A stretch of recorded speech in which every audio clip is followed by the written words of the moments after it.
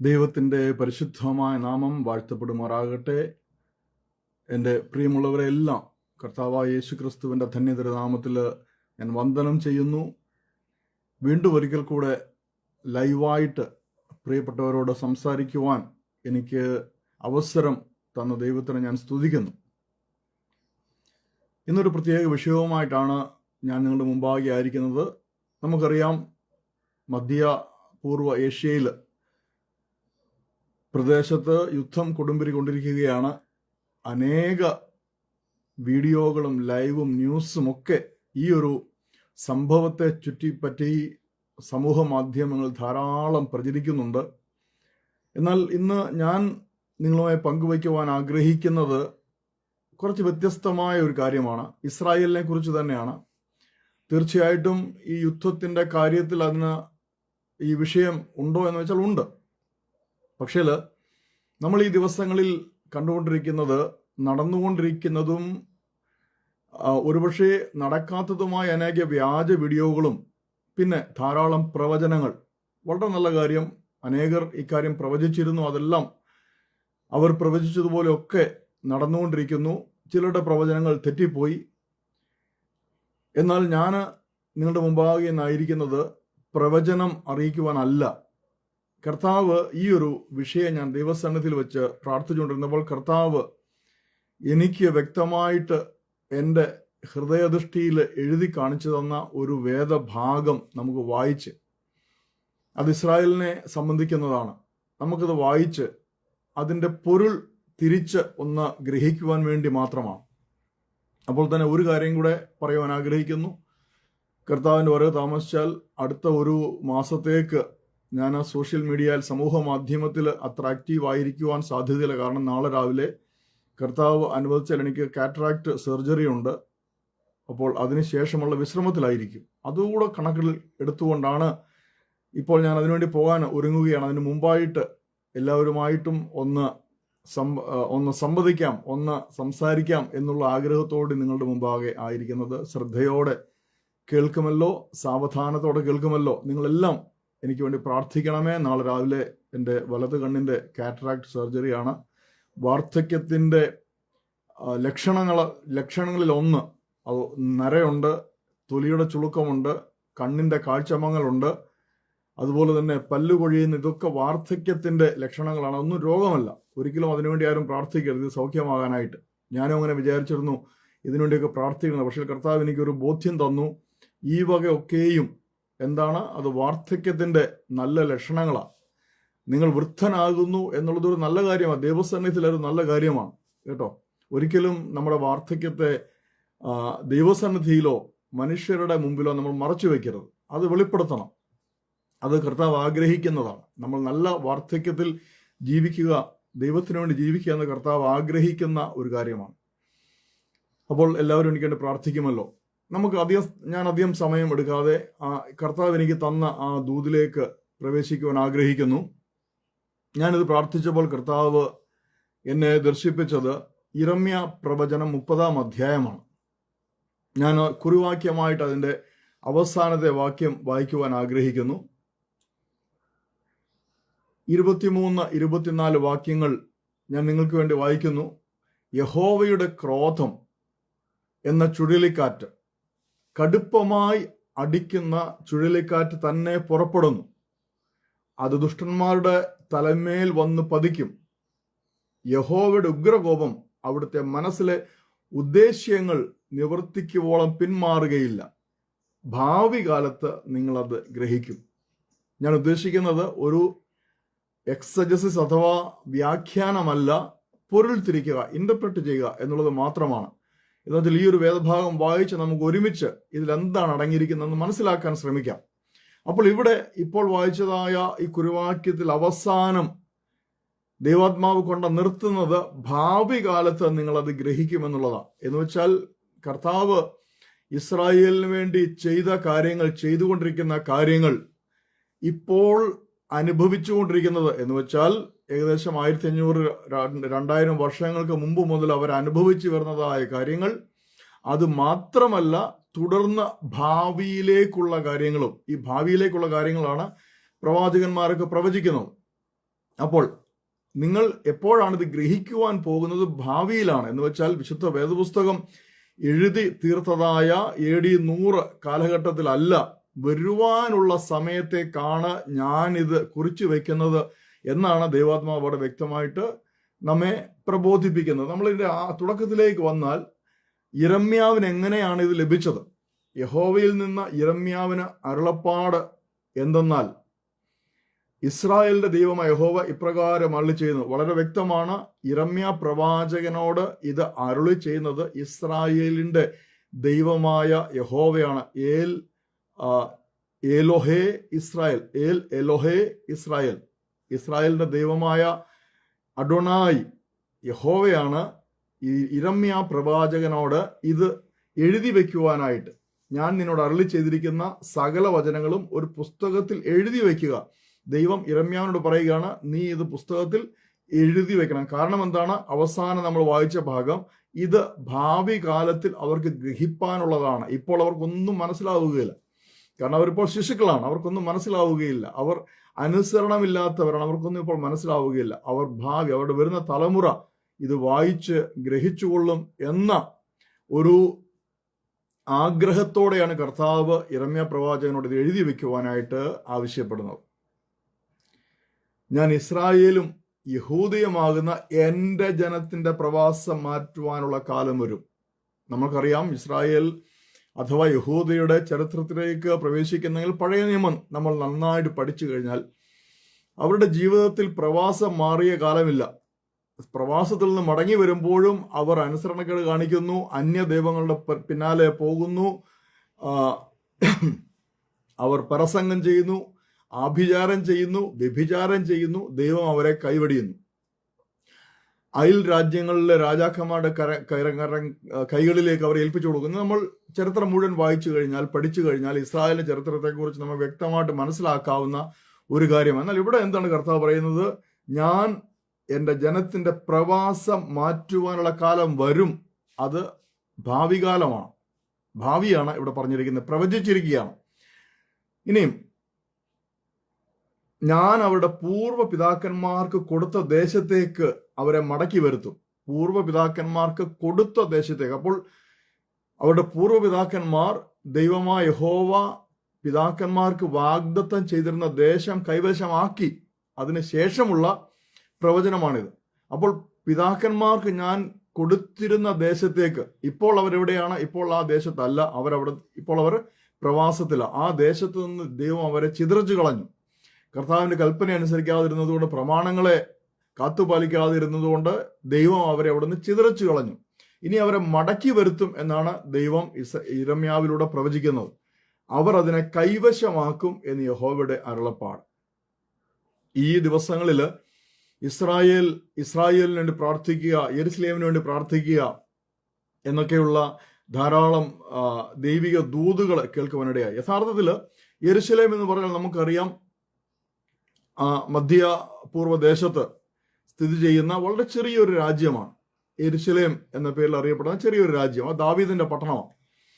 അതിനോട് ചുറ്റുപാട് കിടക്കുന്ന പ്രദേശങ്ങളാണ് ദൈവം ഇവർക്ക് വാഗ്ദത്തമായി കൊടുത്തത്. കനാൻ ദേശം എന്ന് പറയും. ആ ദേശത്തെ മുഴുവൻ കനാൻ ദേശം, ഇന്ന് അറിയപ്പെടുന്ന കനാൻ എന്ന ചെറിയൊരു പ്രദേശമല്ല. കനാൻ ദേശം എന്ന് പറഞ്ഞാൽ ആ ദേശം മുഴുവനാ, പാലും തേനും ഒഴുകുന്നതായ കനാൻ ദേശം. ആ മധ്യപൂർവ്വ ദേശം മുഴുവനാണ് യഥാർത്ഥത്തിൽ ഇസ്രായേലിന് വേണ്ടി, യഹൂദയ്ക്ക് വേണ്ടി ദൈവം വാഗ്ദത്തം ചെയ്തത്. അതാണ് അവരെ കൈവശപ്പെടുത്തിയത്.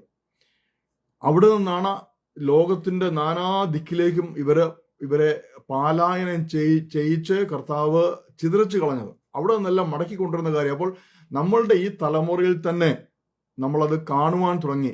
ലോകത്തിന്റെ വിവിധ കോണുകളിലേക്ക് ചിതറിക്കപ്പെട്ടിരുന്നതായ യഹൂദ ജനം ഘട്ടം ഘട്ടമായിട്ട്, കൂട്ടം കൂട്ടമായിട്ട്, നമുക്കറിയാം ഈ അടുത്തിടയ്ക്ക് മണിപ്പൂരിൽ നിന്ന് മനാശെ ഗോത്രം ഇസ്രായേലിലേക്ക് കുടിയേറിയ നമുക്കറിയാം. അപ്പോൾ ലോകത്തിന്റെ വിവിധ കോണുകളിലേക്ക് ചിതറിക്കപ്പെട്ടിരുന്നതായ ഈ ജനം മടങ്ങി വന്നുകൊണ്ടിരിക്കുകയാണ്. അതിനകത്തൊരു കാര്യമുണ്ട്, ഇവർക്കൊരു വലിയ പ്രത്യേകതയുണ്ട്. ഇസ്രായേൽ ജനതയ്ക്ക് ഒരു പ്രത്യേകതയുണ്ട്. അവർ മറ്റ് ചുറ്റുപാടുമുള്ള ജാതികളുമായിട്ട് കൂടിച്ചേരുകയില്ല. കൂടിച്ചേർന്ന് കഴിഞ്ഞാൽ അവർക്ക് ആ ഗോത്രത്തിൽ, അത് അവരുടെ ആ ഗോത്രത്തിനുള്ളിൽ നിൽക്കുവാനുള്ള സ്വാതന്ത്ര്യമില്ല, അവർക്ക് പുറത്തു പോയേ പറ്റും.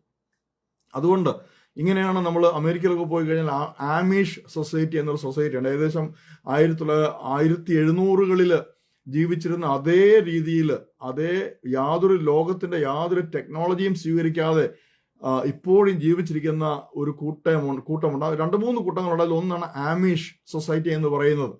അവർ സ്കോട്ട്ലൻഡിൽ നിന്നും ജർമ്മനിയിൽ നിന്നൊക്കെ വന്നവരാ.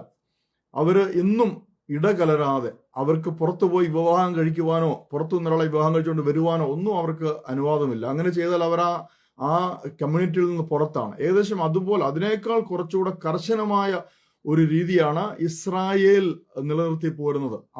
അവരുടെ 12 ഗോത്രങ്ങൾക്ക് പുറത്തുനിന്ന് വിവാഹ സംബന്ധത്തിൽ ഏർപ്പെടുകയില്ല. ഒരു വിധത്തിലും അവരുടെ ഇസ്രായേൽ 12 ഗോത്രങ്ങളും മറ്റ് ജാതികളുമായിട്ട്, മറ്റ് മതവിഭാഗങ്ങളുമായിട്ട്, മറ്റ് രാഷ്ട്രീയ വിഭാഗങ്ങളുമായിട്ട് ഇടകലരുവാൻ അവർ ഒരു വിധത്തിലും അനുവദിക്കുകയില്ല. അതുകൊണ്ട് തന്നെ അവരുടെ ബ്ലഡ് പ്യുവർ നമുക്ക് പറയാം. അപ്പോൾ അവിടെ നിന്നെല്ലാം അതുകൊണ്ടാണ് ലോകത്തിന്റെ നാനാഭാഗത്തു നിന്നും ഇവർക്ക് മടങ്ങി വരുവാൻ സാധിക്കുന്നത്. മനസ്സിലായോ? മറ്റുള്ളവരുമായിട്ട് ഇടകലരാത്തത് കൊണ്ട് അവരിപ്പോഴും അവരുടെ ആ ഭാഷയും അവരുടെ സംസ്കാരവും മുറുകെ പിടിക്കുന്നത് കൊണ്ട് ഈ കഴിഞ്ഞ 5000 വർഷങ്ങളായിട്ട് അവരവരുടെ ഭാഷയും അവരുടെ സംസ്കാരവും അവരുടെ നിയമങ്ങളും മുറുകെ പിടിക്കുന്നത് കൊണ്ടാണ് മടങ്ങി വരുവാൻ സാധിക്കുന്നത്. ഇനിയും തുടർന്ന് അത് മുന്നോട്ട് പോവുകയാണ്. കർത്താവ് പറയുകയാണ്, യഹോവ ഇസ്രായേലിനെയും യഹൂദയെയും കുറിച്ച് അരുളി ചെയ്ത വചനങ്ങൾ ഇതാകുന്നു. യഹോവ ഇപ്രകാരം അരുളി ചെയ്യുന്നു, നാം നടുക്കത്തിന്റെ മുഴക്കം കേട്ടിരിക്കുന്നു, സമാധാനമല്ല ഭയമത്രേ ഉള്ളത്. അപ്പോൾ ഈ നടുക്കത്തിന്റെ മുഴക്കം എന്ന് പറയാൻ നമുക്കത് വിവിധ രീതിയിൽ അത് ഇന്റർപ്രറ്റ് ചെയ്യാം, നമുക്കത് വ്യാഖ്യാനിക്കാം. ഇപ്പോൾ കേട്ടുകൊണ്ടിരിക്കുന്നതായ യുദ്ധ ഭീതി ഓർത്തു നോക്കിയേ. മണിക്കൂറുകളിൽ അവിടെ മിസൈലിന്റെയും ബോംബിന്റെയും ശബ്ദമാണ് ഇപ്പോഴത്തെ അവസ്ഥയിൽ. അവിടെ നമ്മൾ വരുന്ന ന്യൂസ് കേട്ട് കഴിഞ്ഞാൽ ഏതു സമയവും സൈറൺ മുഴങ്ങുകയും ജനം ഭീതിയിലാണ്. അപ്പോൾ ഈ യിരെമ്യാവ് 30 പറയുന്നതായ ആ ഒരു സംഭവം ഇപ്പോൾ അക്ഷരാർത്ഥത്തിൽ നടന്നുകൊണ്ടിരിക്കുന്ന ഒരു സംഭവമാണ്. ഓർത്തു നോക്കിയേ, യഹൂദ ജനത, ഇസ്രായേൽ ജനത ഇപ്പോൾ നേരിട്ട് അനുഭവിച്ചുകൊണ്ടിരിക്കുന്നതായ ഒരു സംഭവമാണ്. നമ്മൾ കാണുമ്പോൾ ഞാൻ പല വീഡിയോകൾ കണ്ടു, അതിലൊക്കെ ഇസ്രായേൽ ഈ യുദ്ധത്തിൽ പരാജയപ്പെടും, അവർ വീണ്ടും പ്രവാസത്തിലേക്ക് പോകേണ്ടി വരും, എന്നിട്ട് വീണ്ടും ദൈവം അവരെ കൂട്ടിച്ചേർക്കും എന്നൊക്കെ ഞാൻ കേട്ടു. അതൊക്കെ ഓരോരുത്തർ വിശുദ്ധ വേദപുസ്തകത്തിന്റെ ഓരോ ഭാഗങ്ങൾ ഉദ്ധരിച്ചുകൊണ്ട് പറയുകയും പ്രവചിക്കുകയും ചെയ്യുന്ന കാര്യങ്ങളാണ്. ഞാൻ അതിനെ ഒന്നും വിമർശിക്കുകയോ തർക്കിക്കുകയോ ചെയ്യുവാനല്ല. ദൈവം എനിക്ക് തന്ന ആ ഒരു ഗൈഡൻസ് ഞാൻ നിങ്ങളുമായി പങ്കുവെക്കുന്നതേ ഉള്ളൂ. എൻ്റേതായിട്ട് ഞാൻ ഒന്നും പറയുന്നില്ല. വിശുദ്ധ വേദപുസ്തകം വായിച്ചിട്ട് നമുക്കിത് മനസ്സിലാക്കുവാൻ ശ്രമിക്കാം. ഇവിടെ വളരെ ശ്രദ്ധിക്കേണ്ട ഒരു കാര്യം, പുരുഷൻ പ്രസവിക്കാറുണ്ടോ എന്ന് ചോദിച്ചു നോക്കുവിൻ. പുരുഷൻ പ്രസവിക്കാറുണ്ടോ എന്ന് ചോദിക്കുമ്പോൾ അവിടെ പ്രസവ വേദനയെ കുറിച്ചാണ് പറയുന്നത്. എന്ന് വെച്ചാൽ ഈ ലോകത്തിൽ ഏറ്റവും വലിയ വേദനയാണ് പ്രസവ വേദന എന്നാണ് നാം മനസ്സിലാക്കിയിരിക്കുന്നത്. മെഡിക്കൽ സിസ്റ്റത്തിലും അത് തന്നെയാണ് പറയുന്നത്. ഒരു സ്ത്രീ അനുഭവിക്കുന്ന പ്രസവ സമയത്ത് അനുഭവിക്കുന്ന വേദന, അത് പ്രസവ വേദനയാണ്. അപ്പോൾ ആ വേദന ഒരു പുരുഷനുണ്ടാകുമ്പോൾ എന്തായിരിക്കും അവന്റെ അവസ്ഥ? അതാണ് നമ്മളിവിടെ വ്യക്തമായി കാണുന്നത്. പുരുഷൻ പ്രസവിക്കാറുണ്ടോ എന്ന് ചോദിച്ചു നോക്കുവിൻ. ഏത് പുരുഷനും നോവ് കിട്ടിയ സ്ത്രീയെ പോലെ കൈ നടുവിന് കൊളുത്തിയിരിക്കുന്നതും ഏത് മുഖവും വിളറിയിരിക്കുന്നതും ഞാൻ കാണുന്നത് എന്ത്?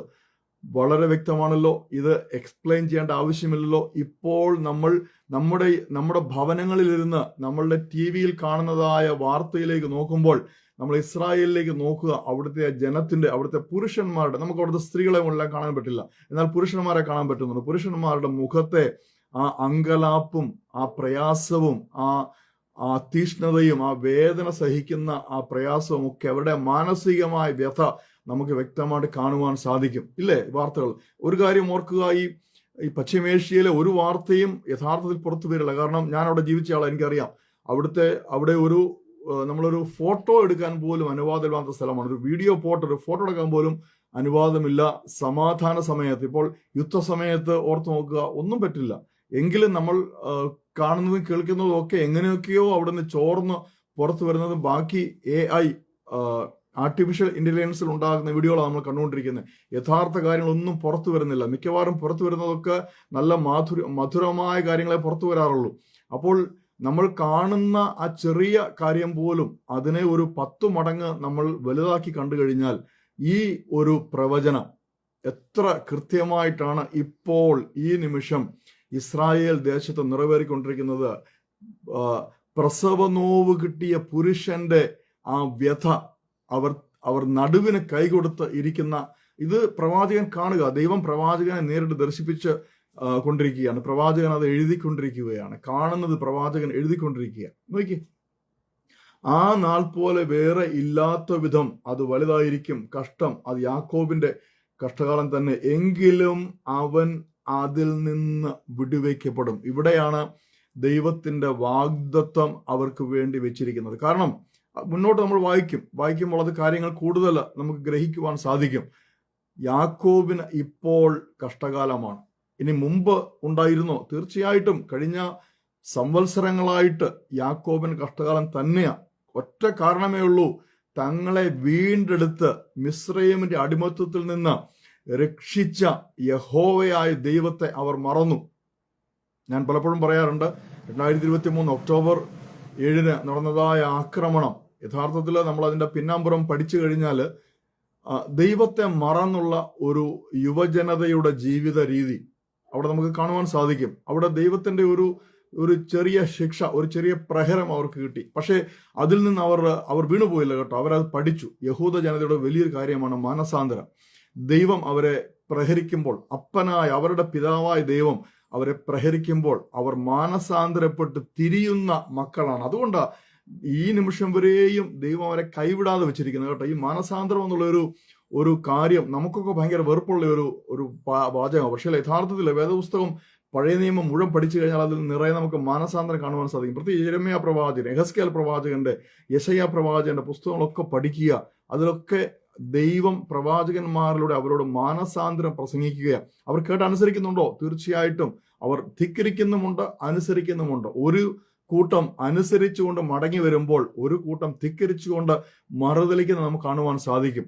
ഈ അടി വരുമ്പോൾ 2 കൂട്ടർക്കും അടി കൊള്ളുന്നു എന്നുള്ളതാണ്. എന്നാൽ ഒരു കൂട്ടർ അടി കൊണ്ട് നശിച്ചു പോകുന്നു, ഒരു കൂട്ടർ അടി കൊണ്ട് അവർ നന്നായി കർത്താവിലേക്ക് മടങ്ങി വരുന്നു.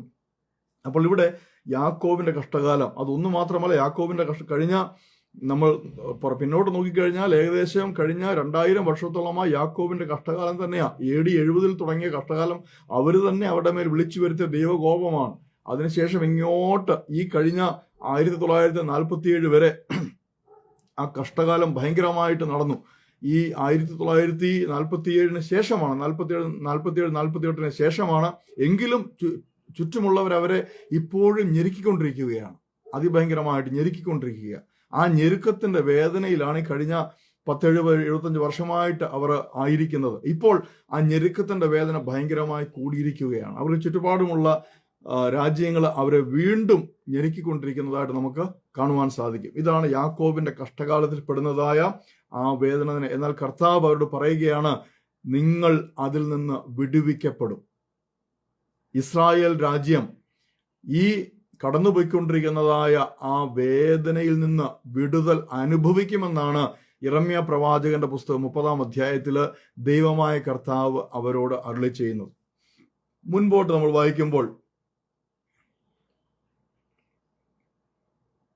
ആകയാൽ 10-ാം വാക്യം മുതൽ വായിക്കുന്നു. ആകയാൽ എന്റെ ദാസനായ യാക്കോബേ, നീ ഭയപ്പെടേണ്ട, ഇസ്രായേലെ നീ പരിഭ്രമിക്കണം. ഞാൻ ഇടയ്ക്കൊന്ന് പറഞ്ഞല്ലോ, ഈ വേദപുസ്തകത്തില് ഇസ്രായേലിന് വേണ്ടി പ്രാർത്ഥിക്കണം, ഇസ്രായേലിനെ അനുഗ്രഹിക്കുന്നവർ അനുഗ്രഹിക്കപ്പെട്ടിരിക്കുന്നു. ഇതൊക്കെ പറയുന്നത് നമ്മളിപ്പോൾ കാണുന്നതായ ആ പൊളിറ്റിക്കൽ ജെറുസലേം അല്ല കേട്ടോ. Political Israel. ഇത് വളരെ വ്യക്തമായിട്ട് മനസ്സിലാക്കുക. സ്പിരിച്വൽ ഇസ്രായേലാണ്. പൊളിറ്റിക്കൽ ഇസ്രായേൽ വേറെ, സ്പിരിച്വൽ ഇസ്രായേൽ വേറെ. അപ്പോൾ ഈ സ്പിരിച്വൽ ഇസ്രായേൽ എന്ന് പറയുന്നത് ദൈവകൽപ്പന അനുസരിക്കുന്ന, ദൈവത്തിന്റെ അടി കൊണ്ട് മാനസാന്തരപ്പെട്ട് വരുന്ന ഒരു കൂട്ടമാണ് സ്പിരിച്വൽ ഇസ്രായേൽ എന്ന് പറയുന്നത്. ആ യെരുശലേമിൽ ഇവർ രണ്ടുമുണ്ട്. ഇപ്പോഴും ആധുനിക സാങ്കേതിക വിദ്യയും ലോകത്തിന്റെ ഒഴുക്കി നടക്കുന്ന അനേക ഒരു കൂട്ടമുള്ളപ്പോൾ തന്നെ ദൈവപ്രമാണങ്ങൾ മുറുകെ പിടിക്കുന്ന ഒരു വലിയ സമൂഹവും ഇസ്രായേലിനുണ്ട്. ഞാൻ ഇതിനോട് ചേർത്ത് ഇപ്പോൾ ഓർത്ത ഒരു കാര്യം ഞാൻ പറയട്ടെ. ഞാൻ കുറെ വീഡിയോകൾ കാണാനിടയായി. ഇസ്രായേൽ യുവാക്കൾ, യുവതലമുറ അനേകർ യേശുക്രിസ്തുവിനെ രക്ഷിതാവായി സ്വീകരിച്ച് അവർ യഹൂദ ക്രിസ്ത്യാനികൾ എന്നുള്ള നിലയിൽ ലോകത്തിന്റെ വിവിധ ഭാഗങ്ങൾ, പ്രത്യേകിച്ച് അമേരിക്കയിൽ ദൈവത്തെ ആരാധിക്കുന്ന ഒരു കൂട്ടർ ഇപ്പോഴുണ്ട്. അത് ഭയങ്കരമായി വളർന്നുകൊണ്ടിരിക്കുകയാണ്. നിങ്ങൾക്കറിയാമോ അവരെങ്ങനെ രക്ഷിക്കപ്പെട്ടതെന്ന്? ഏതെങ്കിലും ഒരു പാസ്റ്റർ ചെന്ന്, അല്ലെങ്കിൽ ഒരു സുവിശേഷൻ ചെന്ന് അവരോട് സുവിശേഷം പ്രസംഗിച്ചിട്ടല്ല, അവർക്ക് വേദപുസ്തകം കാണിച്ചു കൊടുത്തിട്ടല്ല അവർ രക്ഷിക്കപ്പെട്ടത്. അവർ ഓരോരുത്തരുടെയും സാക്ഷ്യം കേട്ടാൽ എല്ലാവർക്കും ഒരേ സാക്ഷ്യമാണ് പറയുവാനുള്ളത്.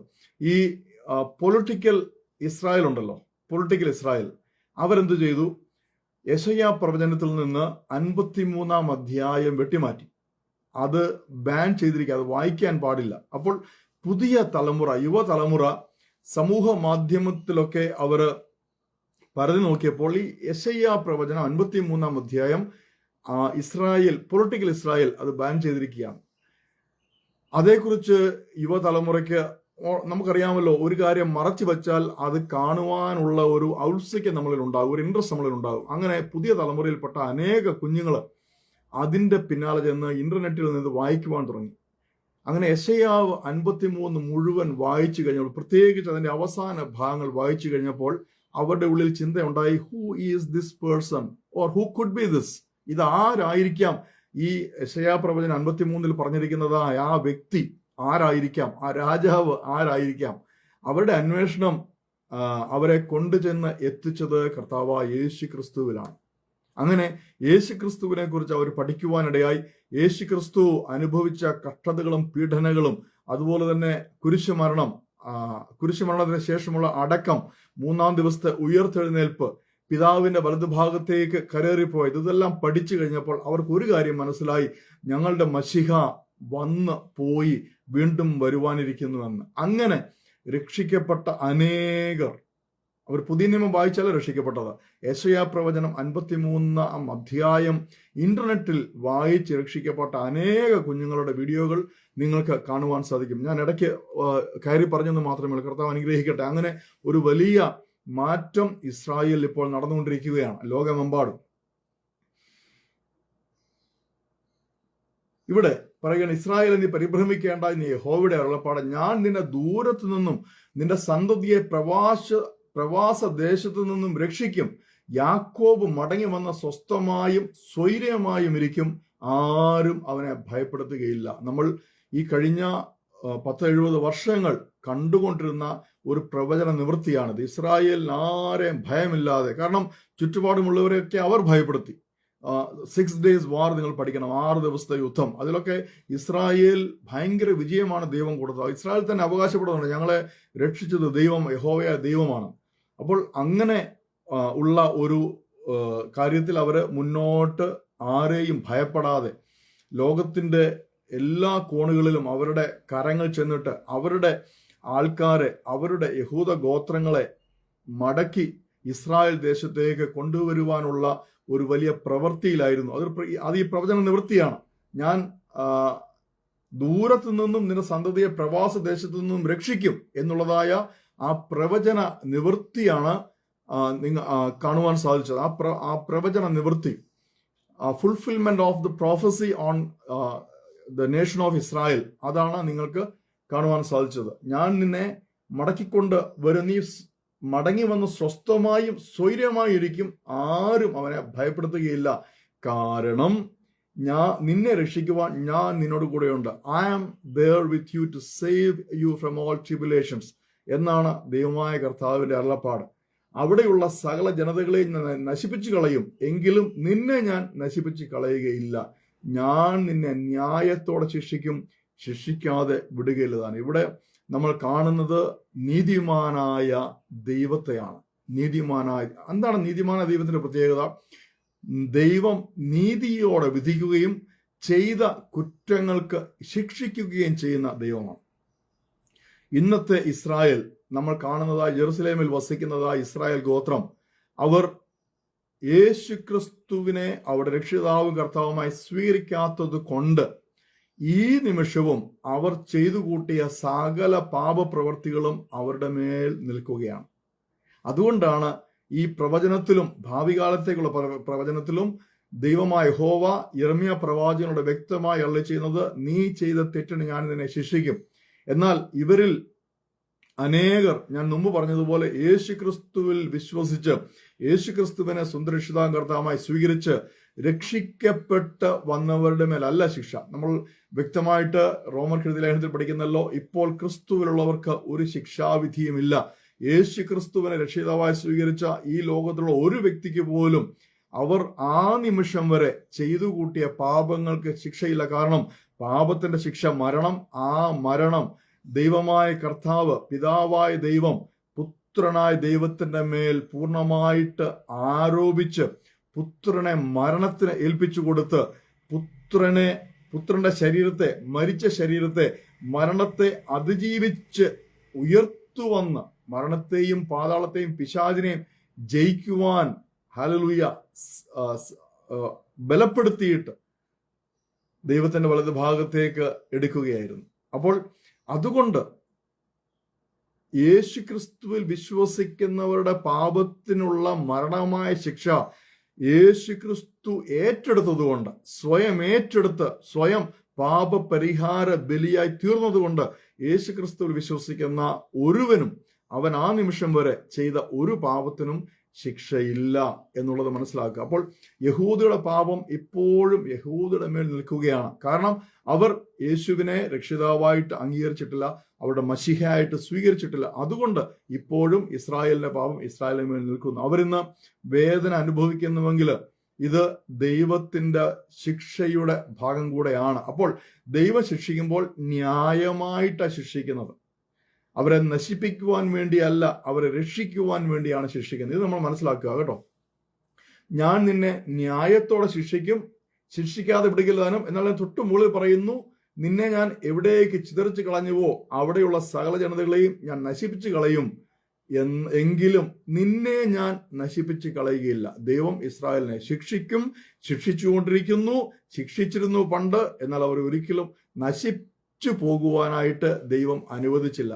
അതുകൊണ്ട് ഇന്നും ഇസ്രായേൽ ലോക ജനതയുടെ മുമ്പാകെ ഒരു മഹാബലമുള്ള ജനതയായിട്ട്, നമുക്കറിയാമല്ലോ, പത്തനംതിട്ടയും കോട്ടയം ഡിസ്ട്രിക്ട് ചേർന്ന് അത്രേ ഉള്ളൂ ഈ ഇസ്രായേൽ രാജ്യം എന്ന് പറഞ്ഞാൽ. എന്നാൽ ഇന്ന് ലോകത്തെ മുഴുവൻ അവർ വിറപ്പിച്ചുകൊണ്ടിരിക്കുകയാണ്. കാരണം നമുക്ക് ഭയങ്കര അത്ഭുതമാണ് അവർ ചെയ്യുന്ന ഓരോ കാര്യങ്ങളെക്കുറിച്ചും അറിയുവാനായിട്ട്. ഈയിടയിൽ അവരുടെ മൊസാദിന്റെ ചാരന്മാർ ചെയ്ത ചില കാര്യങ്ങൾ യൂട്യൂബിൽ കേൾക്കുവാനിടയായി, വീഡിയോയിൽ കേൾക്കുവാനിടയായി. എത്ര നമുക്ക് ചിന്തിക്കാൻ പോലും കഴിയാത്ത നിലവാരത്തിലേക്കാണ് ദൈവം അവർക്ക് ബുദ്ധി കൊടുത്ത് അവർ ആ ബുദ്ധി ഉപയോഗിക്കുന്ന അവരുടെ രാജ്യത്തെ സംരക്ഷിക്കുവാനായിട്ട് കേട്ടോ. അല്ലാതെ ലോകത്തെ മുഴുവൻ വെട്ടിപ്പിടിക്കുവാനല്ല, അവരുടെ രാജ്യത്തെ സംരക്ഷിക്കുവാനായിട്ട് അവർ ആ ബുദ്ധി ഉപയോഗിക്കുന്നു. തുടർന്ന് മുന്നോട്ട് കുറെ കാര്യങ്ങൾ ദൈവം പറയുകയാണ്. 14-ാം വാക്യം ഒന്ന് വായിക്കുന്നു. നിന്റെ സ്നേഹിതന്മാരെല്ലാം നിന്നെ മറന്നിരിക്കുന്നു, നിന്റെ അകൃത്യത്തിന്റെ ആധിക്യ നിമിത്തവും നിന്റെ പാപത്തിന്റെ പെരുപ്പ നിമിത്തവും ഞാൻ നിന്നെ ശത്രു അടിക്കുന്നത് പോലെയും ക്രൂരൻ ശിക്ഷിക്കുന്നത് പോലെയും അടിച്ചിരിക്കൊണ്ട് അവർ നിന്നെ നോക്കുന്നില്ല. ഇസ്രായേലിന് ധാരാളം ശത്രുക്കളുണ്ട്, മിത്രങ്ങളുണ്ടായിരുന്നു കേട്ടോ. നമ്മുടെ ഭാരതം ഉൾപ്പെടെ, ഭാരതവും പാകിസ്ഥാനും മറ്റു ഒത്തിരി രാജ്യങ്ങൾ, പ്രത്യേകിച്ച് അമേരിക്ക ഒക്കെ ഇസ്രായേൽ, UK, യൂറോപ്യൻ രാജ്യങ്ങളൊക്കെ ഇസ്രായേലിനെ രണ്ട് കരവും നീട്ടി സ്വീകരിച്ച രാജ്യങ്ങളുണ്ട്. അപ്പോൾ തന്നെ നമുക്കറിയാം ഇസ്രായേലിനെ ചുട്ടുകൊന്ന അനേക രാജ്യങ്ങളും ഉണ്ട് കേട്ടോ. ഇത് രണ്ടും ഒരു സമയത്തുണ്ട്. അപ്പോൾ ഇവരെ ശിക്ഷിച്ച, ഇവരെ പീഡിപ്പിച്ച രാജ്യങ്ങളുടെ മേൽ ദൈവത്തിന്റെ കോപം ഇപ്പോഴും നിലനിൽക്കുന്നു എന്നുള്ളതാണ് ഇവിടെ വ്യക്തമായിട്ട് പറയുന്നത്. ഇതെന്തുകൊണ്ടാണ്? ദൈവം അവരെ ശിക്ഷിച്ചതാണ്. ചിലരെ ഉപയോഗിച്ച് ദൈവം അവരെ ശിക്ഷിച്ചു. കാരണം ഇവരുടെ അതിക്രമങ്ങളും ഇവരുടെ പാപവും നിമിത്തം, അവർ ദൈവത്തെ മറന്നത് നിമിത്തം ദൈവം അവരെ ശിക്ഷിച്ചതാണ്. പക്ഷെ ഇവിടെ വ്യക്തമായി പറയുകയാണ്, ഞാൻ നിന്നെ ഇന്ന് അടിക്കുമ്പോൾ നിന്റെ പല സുഹൃത്തുക്കളും നീയുമായിട്ട് മിത്രത്തിലായിരുന്നതായ പലരും നിന്നെ ഇപ്പോൾ സഹായിക്കുവാനില്ല, അവർ മാറി നിൽക്കുകയാണ്. നമ്മളിപ്പോൾ കഴിഞ്ഞ ഈ 2 ആഴ്ച കണ്ടുകൊണ്ടിരിക്കുന്ന കാര്യമാണ്. ഇസ്രായേൽ നല്ലപോലെ അടി കിട്ടുന്നുണ്ട്, അവർ ആക്രമിക്കുന്നുണ്ട്, പക്ഷേ തിരികെ അവർക്ക് നല്ലതുപോലെ പ്രഹരം കിട്ടുന്നുണ്ട്. പക്ഷേ അതിൽ അവരെ സഹായിക്കുവാനോ ഒരു സാന്ത്വന വാക്ക് പറയുവാനോ യഥാർത്ഥത്തിൽ ആരുമില്ല. എല്ലാവരും നോക്കി നിൽക്കുകയാണ്. അമേരിക്ക പോലും അവരെ ഉപയോഗിച്ചുകൊണ്ടാണ് ഇപ്പോൾ യുദ്ധം ചെയ്യുന്നത്. പക്ഷേ അമേരിക്കയ്ക്ക് എന്ത് ചെയ്യാൻ പറ്റും? ഇസ്രായേൽ നടന്നുകൊണ്ടിരിക്കുന്നതായ ഈ ആക്രമണം ചെറുക്കാൻ സാധിക്കുന്നുണ്ടോ? കാരണം ഇസ്രായേലിന്റെ ടെക്നോളജിയിലായി അമേരിക്ക പോലും പ്രവർത്തിക്കുന്നത്. അപ്പോൾ അത് വളരെ വ്യക്തമായിട്ട് ഇവിടെ ഈ 30-ാം അധ്യായത്തിൽ, യിരെമ്യാ പ്രവചനം 30-ാം അധ്യായത്തിൽ എഴുതി വച്ചിരിക്കുകയാണ്. 16-ാം വാക്യം, അതുകൊണ്ട് നിന്നെ തിന്ന് കളയുന്നവരെ എല്ലാവരും തിന്ന് കളയപ്പെടും. ഒന്ന് വളരെ വ്യക്തമായിട്ട് നമുക്കൊന്ന് വായിക്കാമോ?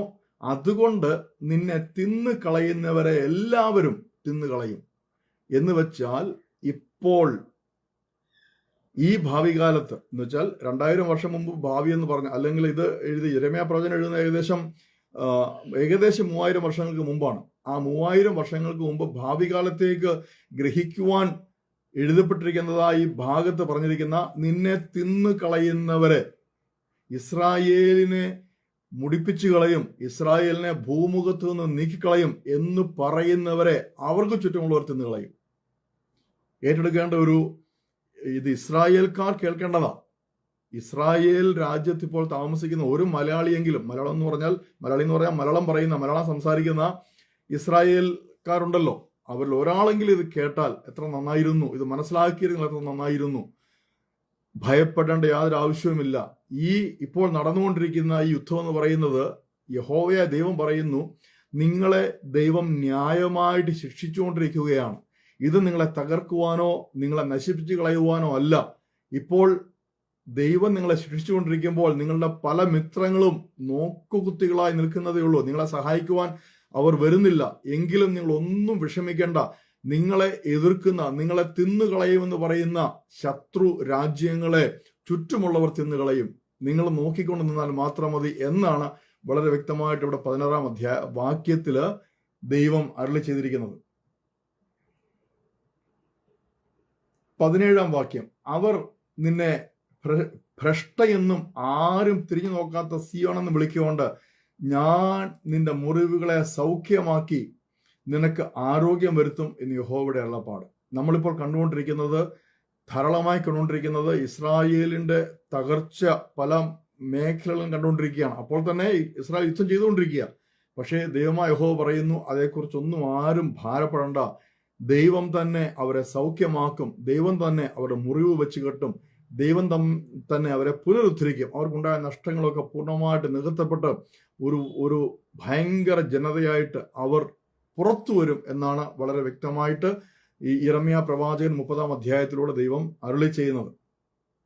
എന്നിട്ട് 18-ാം വാക്യം മുതൽ അവരെ ഉത്തേജിപ്പിക്കുന്ന, അവരെ ആത്മീയമായി ഭൗതികമായി ഉത്തേജിപ്പിക്കുന്ന വാക്കുകളാണ് കർത്താവ് പറയുന്നത്. യഹോവ ഇപ്രകാരം അരുളി ചെയ്യുന്നു, ഞാൻ യാക്കോബിന്റെ കൂടാരങ്ങളുടെ പ്രവാസം മാറ്റി അവന്റെ നിവാസങ്ങളോട് കരുണ കാണിക്കും.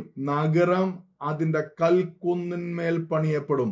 നഗരം അതിന്റെ കൽക്കുന്നിന്റെ മേൽ പണിയപ്പെടും. ഇത് പഴയ ഭാഷയാണ്. നമ്മളിപ്പോൾ നോക്കിക്കഴിഞ്ഞാൽ ഇടിച്ച് തകർത്ത് കളയപ്പെട്ട കോൺക്രീറ്റിന്റെ മേൽ പുതിയ കെട്ടിടങ്ങൾ ഇനി ഉയർത്തപ്പെടും. ഇനിയും പട്ടണം പുനർനിർമ്മിക്കപ്പെടും. ഇടിഞ്ഞു പോയതെല്ലാം, തീ വെച്ച് പോയതെല്ലാം വീണ്ടും നിർമ്മിക്കപ്പെടും. നമുക്കറിയാം, ചുറ്റുപാടുമുള്ള സിറിയ പോലെയുള്ള ദേശങ്ങളെ നോക്കുമ്പോൾ 10-20 വർഷം മുമ്പ് തകർക്കപ്പെട്ടത് ഇപ്പോഴും കിടക്കുന്നതേ ഉള്ളൂ. ഒന്നും ചെയ്യാൻ പറ്റിയിട്ടില്ല. കാരണം അവർക്ക് അതിനുള്ള പണമില്ല, അതിനുള്ള ഗവൺമെന്റ് ഇല്ല, അതിനുള്ള നല്ല ഭരണം അവിടെയില്ല. എന്നാൽ ഇസ്രായേലിനെ കുറിച്ച് ദൈവം പറയുന്നു, ഇസ്രായേലിന്റെ ഭരണാധികാരി ദൈവമായ യഹോവയായിരിക്കയാൽ ഈ തകർക്കപ്പെടുന്നതിന്റെ എല്ലാം മേലെ പുനർനിർമ്മാണങ്ങൾ നടക്കും. അരമനയും യഥാസ്ഥാനപ്പെടും. അവയിൽ നിന്ന് സ്തോത്രവും സന്തോഷിക്കുന്നവരുടെ ഘോഷവും പുറപ്പെടും. ഞാൻ അവരെ വർദ്ധിപ്പിക്കും, അവർ കുറഞ്ഞു പോകുകയില്ല. ഞാൻ അവരെ മഹത്വീകരിക്കും, അവർ എളിമപ്പെടുകയില്ല. ഇതൊക്കെ വായിച്ച് മനസ്സിലാക്കുവാൻ എളുപ്പമാണ്. അതുകൊണ്ട് ഞാൻ ജസ്റ്റ് വായിച്ചു പോവുക. അവരുടെ മക്കളും പണ്ടത്തെ പോലെയാകും. അവരുടെ സഭ എന്റെ മുമ്പാകെ നിലനിൽക്കും. അവരെ ഉപദ്രവിക്കുന്ന എല്ലാവരെയും ഞാൻ സന്ദർശിക്കും. ഇസ്രായേലിനെ ഉപദ്രവിക്കുന്നവർ കേൾക്കേണ്ട കാര്യമാണ്. ദൈവമായ കർത്താവ് ഇസ്രായേലിനെ ഉപദ്രവിക്കുന്ന ഒരു രാജ്യത്തെയും വെറുതെ വിടുകയില്ല. അവരെ ദൈവം ന്യായമായി തന്നെ ശിക്ഷിച്ചിരിക്കും. അവരുടെ പ്രഭു അവരിൽ നിന്ന് തന്നെ ഉണ്ടാകും. അവരുടെ അധിപതി അവരുടെ നടുവിൽ നിന്ന് ഉത്ഭവിക്കും. ഞാൻ അവനെ അടുക്കൽ വരുത്തും, അവൻ എന്നോട് അടുക്കും. അല്ലാതെ എന്നോട് അടുക്കുവാൻ ആരാണ് ധൈര്യപ്പെടുന്നത്? ഇത് ഇസ്രായേലിന് ഇനിയും വരുവാനുള്ള ഭരണാധികാരികളെ കുറിച്ചാണ് പറയുന്നത്. ദൈവം പറയുകയാണ്, കർത്താവ് പറയുകയാണ്, അവരുടെ നടുവിൽ നിന്ന് തന്നെ, അവർ യഥാസ്ഥാനപ്പെട്ട ശേഷം അവരുടെ നടുവിൽ നിന്ന് തന്നെ അവരുടെ ഭരണാധികാരി ഉയർന്നു വരും. ഹല്ലേലൂയ. അവൻ എന്നോടടുക്കും, അല്ലാതെ ആർക്ക് എന്നോട് അടുക്കുവാൻ ധൈര്യമുള്ളത് എന്ന് യഹോവയുടെ അരുളപ്പാട്. അങ്ങനെ നിങ്ങൾ എനിക്ക് ജനമായും ഞാൻ നിങ്ങൾക്ക് ദൈവമായും ഇരിക്കും. ഇത് നമ്മൾ വെളിപ്പാട് പുസ്തകം അവസാനത്തേക്ക് വായിക്കുമ്പോൾ 22-ാം അധ്യായത്തിലേക്ക് വായിക്കുമ്പോൾ കാണുവാൻ സാധിക്കുന്നതാണ്. അവിടെ തിരുസഭ, മണവാട്ടിയായ തിരുസഭയുണ്ട്. ഇസ്രായേലിൽ നിന്ന് വേർതിരിക്കപ്പെട്ട വിശുദ്ധന്മാരുണ്ട്. എന്ന് വെച്ചാൽ മൃഗത്തിന്റെ പ്രതിമയെ വണങ്ങാതെ മൃഗത്തിന്റെ മുദ്രയെ ഏൽക്കാത്തതായ ഇസ്രായേൽ ഗോത്രങ്ങളിലെ വിശുദ്ധന്മാർ, ശിരച്ഛേദം ചെയ്യപ്പെട്ടവർ, ഇവരെല്ലാം ഒരുമിച്ചിരുന്ന് അറുക്കപ്പെട്ട കുഞ്ഞാടിനെ ആരാധിക്കുന്ന ഒരു വലിയ കാര്യമാണ് വെളിപ്പാട് പുസ്തകം 22-ാം അധ്യായത്തിൽ നമുക്ക് വായിക്കുവാൻ സാധിക്കുന്നത്. അവിടെയാണ് അങ്ങനെ നിങ്ങൾ എനിക്ക് ജനമായും ഞാൻ നിങ്ങൾക്ക് ദൈവമായിരിക്കുന്നുള്ള ആ പ്രവചനത്തിന്റെ പൂർത്തീകരണം അവിടെയാണ്. ആ പ്രവചനത്തിൽ നമ്മളും ഉണ്ട് കേട്ടോ. ഇസ്രായേൽ ഗോത്രങ്ങൾ മാത്രമല്ല, യേശുക്രിസ്തുവിനെ സ്വന്തം രക്ഷിതാവും കർത്താവുമായി സ്വീകരിച്ച യേശുക്രിസ്തുവിന്റെ മണവാട്ടി സഭയിൽപ്പെട്ട ജാതികളായ നമ്മളും അന്ന് അവരോടൊരുമിച്ച് നമ്മുടെ ദൈവത്തെ രാപകൽ ആരാധിക്കുന്ന ആ കൂട്ടത്തിൽ ഉണ്ടായിരിക്കും എന്ന് ഓർത്ത് നമുക്ക് ദൈവത്തെ സ്തുതിച്ച് മഹത്വപ്പെടുത്താം. തുടർന്നാണ് പറയുന്നത്, യഹോവയുടെ ക്രോധം എന്ന ചുഴലിക്കാറ്റ് കടുപ്പമായി അടിക്കുന്ന ചുഴലിക്കാറ്റ് തന്നെ പുറപ്പെടുന്നു, അത് ദുഷ്ടന്മാരുടെ തലമേൽ വന്നു പതിക്കും. ദുഷ്ടന്മാരുടെ മേൽ ഇന്ന് ഇസ്രായേൽ ഗോത്രങ്ങൾക്ക് എതിരായി ഭീഷണി മുഴക്കിക്കൊണ്ടിരിക്കുന്ന, മിസൈലുകൾ അയച്ചുകൊണ്ടിരിക്കുന്ന, ഡ്രോണുകൾ അയച്ചുകൊണ്ടിരിക്കുന്ന സകല രാജ്യങ്ങളുടെ മേൽ ദൈവത്തിന്റെ അത്യുഗ്ര കോപം കൊടുങ്കാറ്റായിട്ട്, ചുഴലിക്കാറ്റായിട്ട് അടിച്ച് പ്രവഹിക്കുവാൻ പോവുകയാണ്. അതുകൊണ്ട് യഹോവയുടെ ഉഗ്രകോപം അവിടുത്തെ മനസ്സിലെ ഉദ്ദേശങ്ങൾ നിവർത്തിക്കോളം പിന്മാറുകയില്ല. ഭാവി കാലത്ത് നിങ്ങളത് ഗ്രഹിക്കും. ഇപ്പോൾ നിങ്ങൾക്കൊന്നും മനസ്സിലാവുകയില്ല. ഇപ്പോൾ ആകെപ്പാടെ മിക്സ്ഡപ്പ് ആയിട്ട് നമ്മൾ വാർത്തകൾ കേട്ടുകൊണ്ടിരിക്കുന്നത്. ആര് ജയിക്കും, ആര് തോക്കും, ആർക്ക് നഷ്ടം വരും, രണ്ട് ഭാഗത്തും നഷ്ടമുണ്ടല്ലോ, ആരും ജയിക്കുന്നില്ലല്ലോ എന്നൊക്കെ ആയിരിക്കും നമ്മളുടെ ചിന്ത.